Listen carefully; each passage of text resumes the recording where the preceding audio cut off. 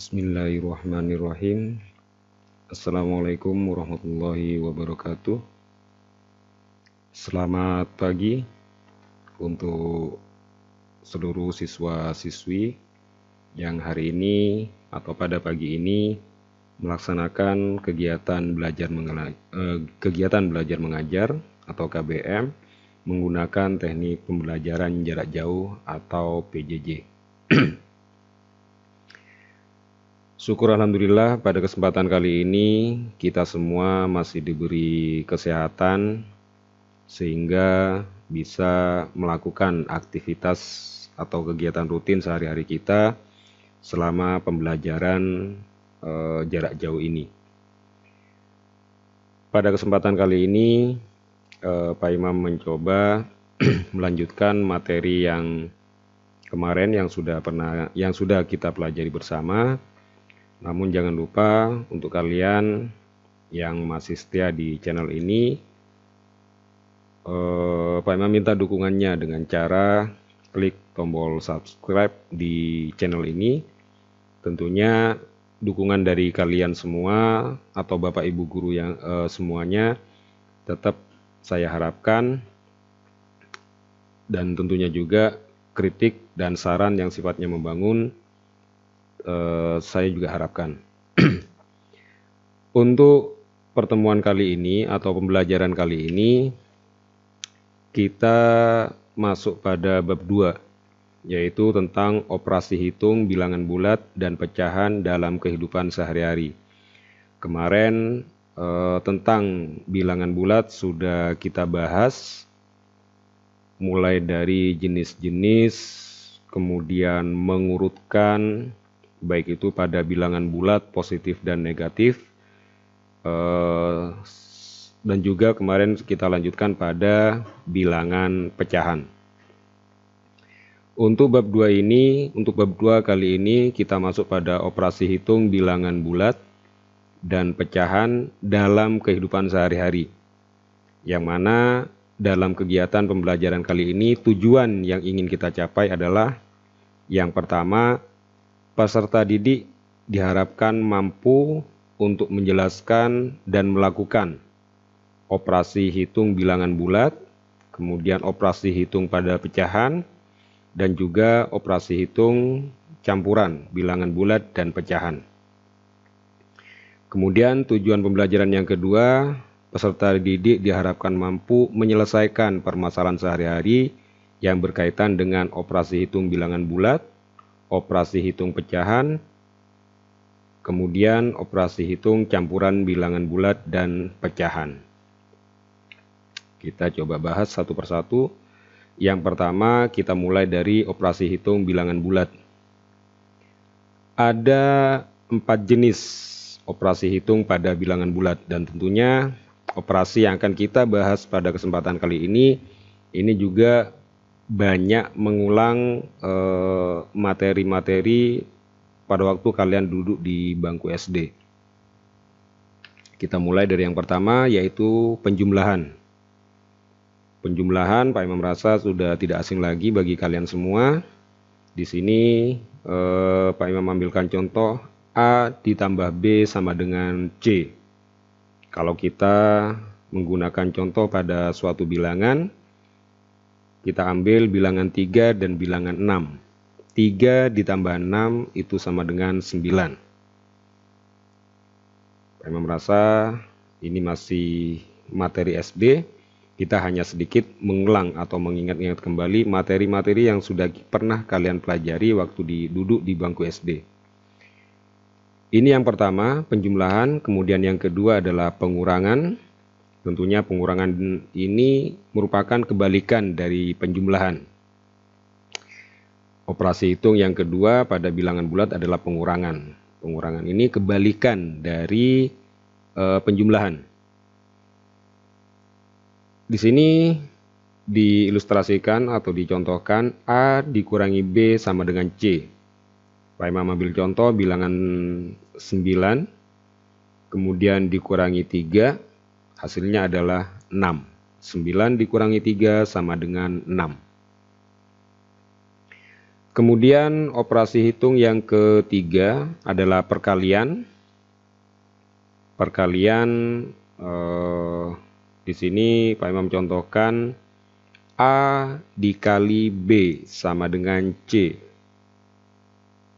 Pak Imam rasa perkalian ini juga pernah kalian terima materinya pada waktu di bangku SD. Pak Imam ambilkan contoh bilangan 3. 3 kali 3. Penjumlahan angka 3 sebanyak 3 kali. Ini merupakan pengertian lain dari perkalian. Hasilnya adalah 9. Jadi 3 kali 3 sama dengan 9. Kemudian operasi hitung pada bilangan bulat yang terakhir adalah pembagian. Pembagian ini merupakan kebalikan dari perkalian. Di sini Pak Imam contohkan A dibagi B sama dengan C. Pak Imam ambil contoh angka atau bilangan 9 kita bagi dengan 3. 9 dibagi 3 sama dengan 3. Ya. Ini merupakan jenis-jenis operasi hitung pada bilangan bulat yang mungkin nantinya akan sering kalian hadapi dalam kehidupan sehari-hari dan juga bisa dijadikan bahan untuk menyelesaikan suatu permasalahan yang kalian hadapi dalam kehidupan sehari-hari terkait dengan bilangan bulat. Ada penjumlahan, pengurangan, perkalian, dan pembagian. Kemudian berikutnya, sifat-sifat operasi hitung bilangan bulat. Jadi yang pertama tadi kita sudah bahas jenis-jenisnya. Sekarang kita lanjutkan pada sifat-sifat operasi hitung bilangan bulat. Di sini dimisalkan A, B, dan C adalah bilangan bulat, maka sifat-sifat operasi hitung bilangan bulat yang pertama adalah tertutup. Tertutup artinya setiap operasi yang kita lakukan itu operasi pada bilangan bulat yang kita lakukan itu hasilnya juga merupakan bilangan bulat. Kita coba jabarkan. Tertutup ini berlaku terhadap penjumlahan, pengurangan, dan perkalian. Artinya jika dan B merupakan bilangan bulat, maka berlaku A ditambah B atau A dikurangi B atau A dikali B, hasilnya juga bilangan bulat. Ini yang dimaksud dengan tertutup. Jadi hanya berlaku pada 3 operasi bilangan, yaitu penjumlahan, pengurangan, dan perkalian. Ini sifat yang pertama. Kemudian yang kedua, ada komutatif atau pertukaran. Ini berlaku terhadap penjumlahan dan perkalian. Artinya, perhatikan di sini simbolnya, A ditambah B itu sama dengan B ditambah A. Perhatikan contohnya juga di situ. Negatif 4 ditambah 15 itu sama dengan 15 ditambah negatif 4. Jadi berlaku pertukaran, dibolak-balik hasilnya sama. A ditambah B itu sama dengan B ditambah A. Kalau kita lihat pada contohnya ini, negatif 4 ditambah 15 hasilnya adalah ya 11. Kemudian pada lajur kanan, perhatikan di situ 15 ditambah negatif 4. Hasilnya adalah ya sama. Jadi negatif 4 ditambah 15 dan juga 15 ditambah negatif 4 hasilnya sama-sama 11. Jadi pertukaran di sini berlaku bolak-balik, artinya bilangan pertama ditambah bilangan kedua itu sama seperti bilangan kedua ditambah bilangan pertama. Ini untuk penjumlahan. Kemudian komutatif juga berlaku pada perkalian. A dikali B sama dengan B dikali A. Pak Imam ambil contoh di sini, bilangan yang pertama kita menggunakan 8, kemudian bilangan yang kedua menggunakan bilangan negatif 10. 8 dikali negatif 10 sama dengan negatif 10 dikali 8. Kalau kita perhatikan pada operasi hitung perkalian ini hasilnya sama-sama negatif 80. Artinya meskipun dibolak-balik A kali B itu sama dengan B kali A, hasilnya sama. Ini sifat komutatif, berlaku pada penjumlahan dan perkalian. Kemudian yang ketiga, berlaku sifat asosiatif atau pengelompokan. Asosiatif di sini hanya berlaku terhadap penjumlahan dan perkalian. Perhatikan contohnya, pengelompokan di sini yang pertama 8 ditambah negatif 5 ditambah 6. Pada lajur kiri, di sini yang dikelompokkan adalah bilangan yang kedua dengan bilangan yang ketiga, yaitu negatif 5 dan 6. Kemudian di lajur kanan, yang dikelompokkan adalah bilangan pertama dengan bilangan kedua, yaitu 8 dan negatif 5. Kita coba hitung yang di dalam kurung terlebih dahulu. Negatif 5 ditambah 6 itu hasilnya adalah 1, ditambah 8 hasilnya adalah 9. Kita hitung yang lajur kanan, yang ruas kanan. 8 ditambah negatif 5 hasilnya adalah 3. Ini yang kita hitung yang berada di dalam kurung terlebih dahulu. Kemudian dari hasilnya tadi 3 kita tambahkan dengan 6. 3 tambah 6 sama dengan 9. Artinya bagian manapun yang akan dikelompokkan hasilnya tetap sama. Ini yang dimaksud dengan sifat asosiatif, pengelompokan. Berlaku pada penjumlahan dan perkalian. Sekarang kita coba pada perkalian. Perhatikan pada contohnya. Negatif 4 dikali 10 dikali 3. Perhatikan pada ruas kiri yang berada di dalam kurung adalah 10 dan 3. Sedangkan yang di kanan yang berada di dalam kurung adalah negatif 4 dan 10. Kita coba hitung. Dari yang pertama yang ruas kiri kita hitung yang berada di dalam kurung terlebih dahulu. 10 kali 3 itu sama dengan 30. Kemudian kita kalikan dengan negatif 4. Hasilnya adalah negatif 120. Hasilnya negatif 120. Kemudian yang ruas kanan yang berada di dalam kurung adalah negatif 4 kali 10. Hasilnya adalah negatif 40. Kemudian kita kalikan dengan 3, hasilnya adalah negatif 120.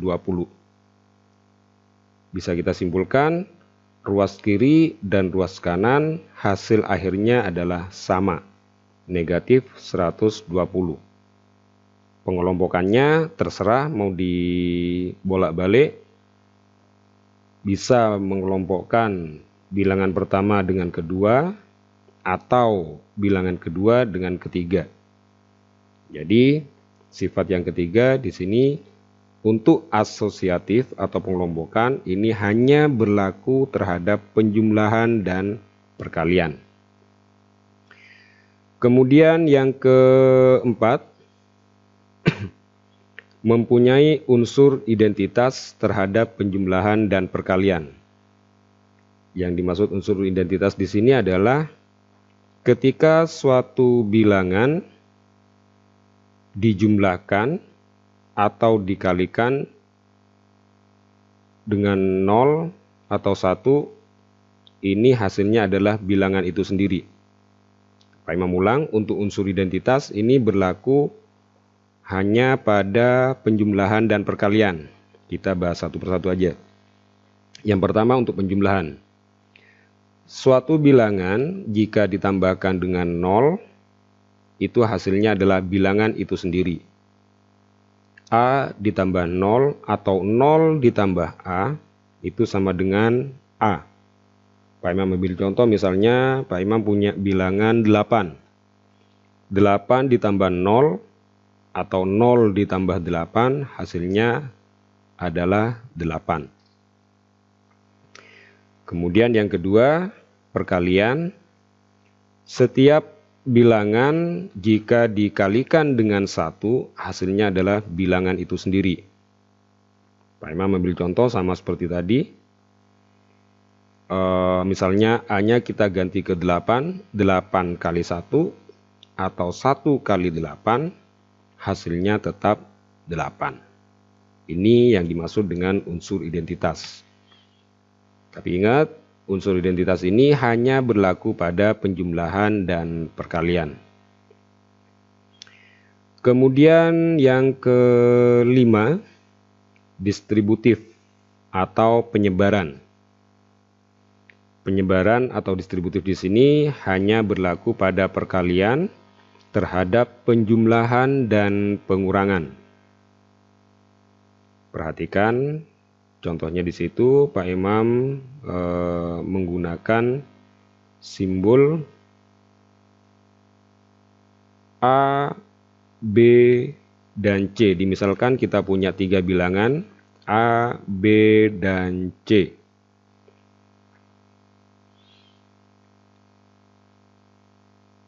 Pada baris yang pertama, kita coba perkalian terhadap penjumlahan.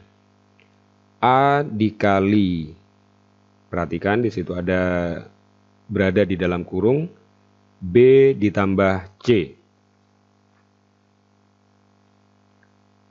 Kita distribusikan A terhadap B ditambah C, atau kita lakukan penyebaran atau distributif. Jadi cara perhitungannya, cara pengoperasiannya adalah A dikali B, kemudian hasilnya kita tambahkan dengan A dikali C. Ini yang dimaksud dengan penyebaran atau distributif. Biar tidak bingung, kalian perhatikan di situ di sebelah kanannya ada contoh. Pak Imam punya bilangan 2, 3, dan 4. Perhatikan operasi bilangannya. 2 dikali, kemudian di dalam kurung ada 3 ditambah 4. Jadi untuk operasi hitungnya atau pengoperasiannya bisa dituliskan 2 dikali 3 kemudian ditambah 2 dikali 4. Cara menghitungnya nanti seperti yang tampak pada slide ini. 2 kali 3 itu adalah 6, kemudian 2 dikali 4 itu adalah 8, 6 ditambah 8 hasilnya adalah 14. Itu yang pertama, perkalian terhadap penjumlahan. Sedangkan untuk perkalian terhadap pengurangan, perhatikan di situ ada contoh lagi. Pak Imam gunakan variabel A, B, dan C masih tetap sama seperti yang tadi. Cuma dalam hal ini kita rubah ke pengurangan. A dikali, di dalam kurung ada B dikurangi C. Ini nanti bisa kita sebarkan atau distribusikan A terhadap B dikurangi C. Jadi nanti hasilnya bisa kita peroleh dari A kali B kemudian dikurangi A kali C.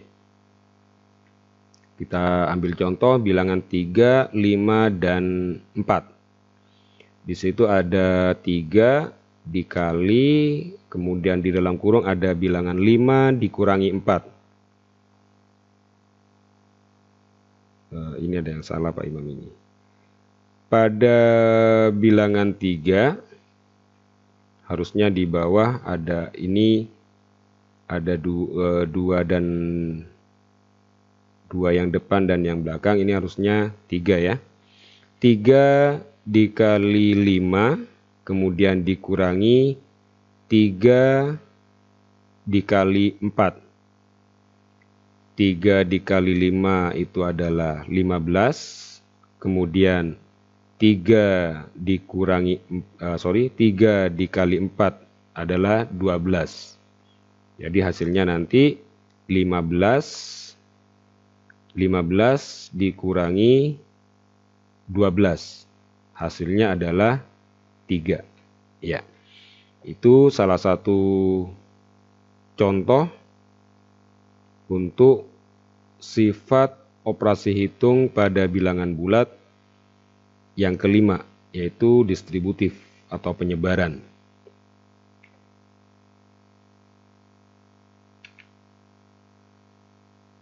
Kemudian kita lanjutkan pada aturan. Yang pertama tadi jenis-jenisnya, yang kedua sifat-sifatnya, sekarang yang masuk pada yang ketiga adalah aturan operasi hitung campuran. Campuran di sini maksudnya bisa mulai dari penjumlahan, pengurangan, perkalian, dan pembagian. Untuk yang pertama, operasi yang berada di dalam kurung dikerjakan terlebih dahulu. Contoh, perhatikan di situ ada 3 bilangan menggunakan variabel A, B, dan C. Perhatikan juga operasi bilangannya, di situ ada penjumlahan dan perkalian. Cuma dari 3 bilangan ini, A dan B di situ nampak berada dalam kurung. Jadi ketika kalian menemukan soal seperti ini, berarti yang harus dikerjakan terlebih dahulu adalah yang berada di dalam kurung.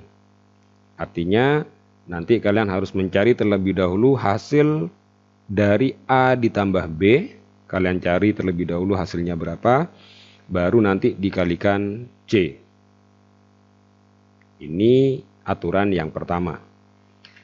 Untuk aturan yang kedua, dahulukan bilangan berpangkat. Perhatikan contohnya, A ditambah B dikurangi C pangkat 2. Nah, ketika kalian menemukan bentuk soal seperti ini, yang harus dihitung terlebih dahulu adalah bilangan berpangkatnya. Yaitu kita cari terlebih dahulu C pangkat 2-nya berapa, nilainya berapa atau bilangannya berapa, baru nanti kalian hitung dari awal A ditambah B, baru terakhir dikurangi dengan hasil perpangkatan C yang tadi, C pangkat 2. Ya, ini yang kedua. Kemudian yang ketiga, dahulukan perkalian dan pembagian sebelum penjumlahan dan pengurangan. Jadi, ketika ada suatu soal yang di dalamnya memuat beberapa jenis operasi bilangan yang harus didahulukan atau yang harus kalian cari hasilnya terlebih dahulu adalah perkalian dan pembagian sebelum kalian mencari hasil dari penjumlahan dan pengurangan. Perhatikan contohnya. Di sini Pak Imam buatkan contoh A ditambah B dikali C kemudian dikurangi D. Dari sini sudah nampak ada 3 jenis operasi bilangan, ada penjumlahan, perkalian, dan pengurangan. Ketika kalian menemukan soal seperti ini, yang harus dihitung atau dicari hasilnya terlebih dahulu adalah yang perkalian, yaitu B dikali C. Hasilnya berapa? Katakanlah B kali C hasilnya adalah X, bilangan X. Nah, setelah kalian menemukan hasil dari perkalian tadi, baru kalian hitung dari kiri. Penjumlahan A ditambah X, misalkan X tadi adalah hasil dari B kali C. A ditambah X, baru yang terakhir dikurangi E. Ini untuk aturan yang ketiga. Jadi kita harus mendahulukan perkalian atau pembagian sebelum penjumlahan dan pengurangan. Kemudian yang keempat,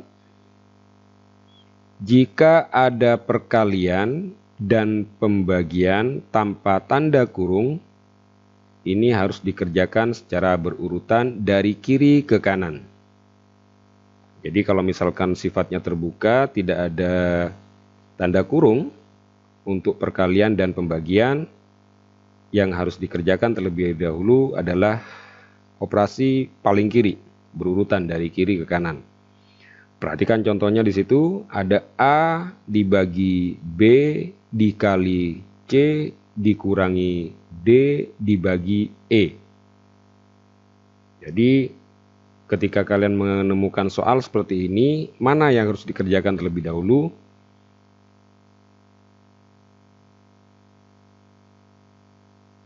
Iya, di bagian kiri. Kita lihat dari kiri dulu, di situ ada pembagian. Karena di sini dalam deret operasi bilangan ini, pada barisan operasi bilangan ada 4 jenis operasi. Pembagian, perkalian, pengurangan, dan pembagian. Jelas di sini untuk pengurangan kita lakukan terakhir, karena tadi sudah masuk pada aturan yang ketiga. Kita mendahulukan perkalian dan pembagian. Tapi ketika seperti ini, ada pembagian dan perkalian secara bersamaan, kita untuk menghitungnya itu dimulai dari kiri secara berurutan. Jadi nanti kita menghitung terlebih dahulu A dibagi B itu hasilnya berapa. Hasilnya nanti baru kita kalikan dengan C. Setelah itu, yang terakhir, yang belakang, kita hitung dulu D dibagi E. Jadi misal pada 3 bilangan di sebelah kiri tanda pengurangan, misalkan hasilnya adalah X, baru nanti kita kurangi dengan hasil dari D dibagi E. Misalkan D dibagi E hasilnya adalah Y, maka terakhir nanti yang kita hitung adalah X dikurangi Y. Jadi untuk contoh ini perpaduan antara aturan yang ketiga dan aturan yang terakhir, yang keempat, yang kita bahas saat ini. Jadi ketika ada perkalian dan pembagian tanpa tanda kurung, yang dikerjakan pertama kali adalah secara berurutan dari kiri ke kanan. Dengan tetap memperhatikan apakah di situ ada penjumlahan ataupun pengurangan. Yang didahulukan tetap perkalian dan pembagian. Ini untuk aturan yang keempat. Kemudian aturan yang kelima, jika ada penjumlahan dan pengurangan tanpa tanda kurung, kerjakan berurutan dari kiri ke kanan. Ini sama seperti yang barusan, yang aturan yang keempat. Perkalian dan pembagian itu setara atau sejajar. Jadi tetap yang dihitung secara berurutan mulai dari kiri ke kanan. Begitu juga untuk penjumlahan dan pengurangan. Tanpa tanda kurung dikerjakan secara berurutan dari kiri ke kanan. Perhatikan contohnya, ada A dikurangi B, kemudian ditambah C dikurangi D. Jadi yang dihitung yang mana? Dari bagian kiri secara berurutan. Jadi nanti yang kita hitung adalah A dikurangi B. Kita hitung dulu hasilnya berapa. Setelah itu kita tambahkan dengan C. Dihitung lagi hasilnya berapa. Terakhir baru dikurangi D. Itulah hasil akhirnya nanti. Ya, Pak Imam merasa sudah cukup untuk operasi hitung pada bilangan bulat. Tadi sudah kita bahas ada 4 jenis operasi hitung pada bilangan bulat, yaitu penjumlahan, pengurangan, perkalian, dan pembagian. Terus tadi juga kita sudah bahas beberapa sifat dan aturan yang berlaku pada bilangan bulat. Untuk materi pertemuan kali ini, Pak Imam rasa sementara sudah cukup. Untuk selanjutnya silakan kalian bisa mencoba melatih sendiri, bisa melalui buku paket atau LKS apapun bentuknya itu.